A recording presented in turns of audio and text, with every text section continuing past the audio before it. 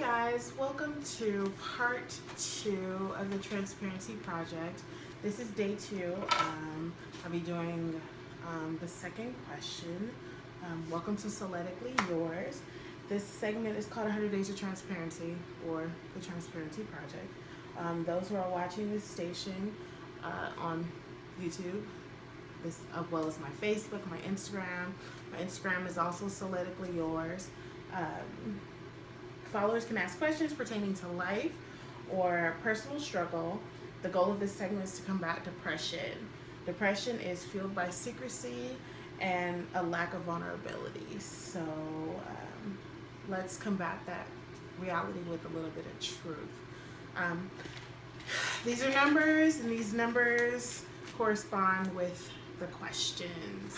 All of these questions were given to me by people who have emailed me or who have written me on Facebook or on Instagram, just to give their input. So if you would like to give your input, you can put your question below, or you can email me at lyricpaintedpolaroids@gmail.com.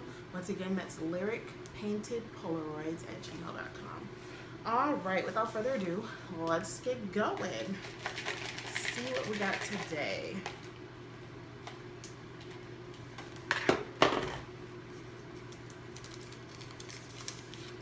Question number 7. Okay. Question number 7 says, how does being voluptuous cause a divide between being lusted after and someone actually getting to know you beyond physical attraction? Good one. Being voluptuous is both, I would say, a gift and a curse. Because although I love my curves, curvy girls rock, our little black girl magic, it makes it difficult for people to want to get to know your interior past your exterior. People are very visual. And if you see a big booty or some nice set of breasts, a lot of individuals are going to comment on that, and that's going to be their initial attraction to you. So if someone is not very intellectually inclined, they're not going to move past that station. And it makes it difficult when it comes to dating and when it comes to meeting new people and just everyday life in general. People can be pretty brutal. I learned at an early age that it has nothing to do with me. It's everything to do with that person, the way they were raised, and the way that they see themselves. So the way that someone sees themselves is the way that they're going to respond or reflect that thought of themselves onto you. So it doesn't really bother me anymore when people say things that are inappropriate, as long as it's not like downright disrespectful. If it's disrespectful, I'm gonna have to meet you where you at. But other than that, it doesn't make it extremely difficult for me because I'm no longer affected by the distasteful comments. People, you can only, I would say, what is it? People can only call you what you respond to. So if you're not responding to, hey, big booty, or hey, dang, shorty, like, come over here, like, I don't respond to any of that. Hi, ma'am, how are you doing? What's your name? My name is blah, blah, blah. That's the only way that anyone can ever approach me. All the extraness is just like overlooked. And I guess some people would say that's snobbish. Some people would say that that's me being bougie or whatever.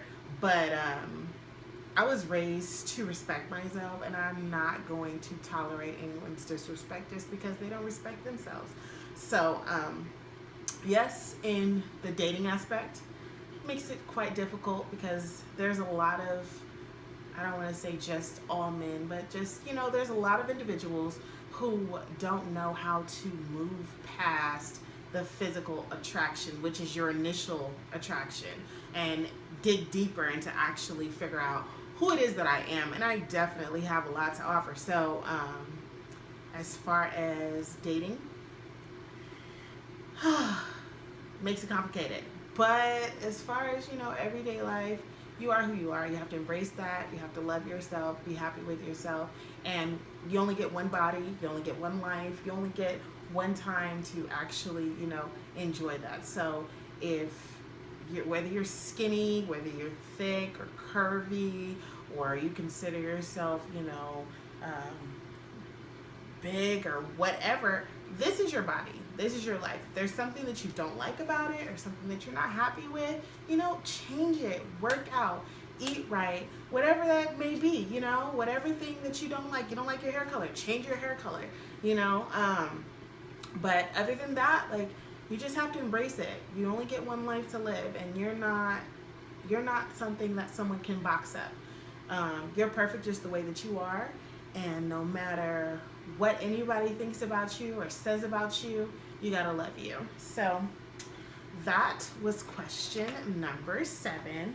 And for those of you who were not able to tune in to question number 1, you guys are gonna want to go back and check that out. But this is in honor of Asia Yvonne Marie Morgan. So we gotta fight back, guys. Depression affects more than 15 million adults, and about 6.7% of U.S. population ages 18 or older are affected with any given year. So just know that you guys are not alone. You have to be honest about what you need and who you are. Embrace you. I'll say that again, embrace you. And together, let's combat depression one truth at a time.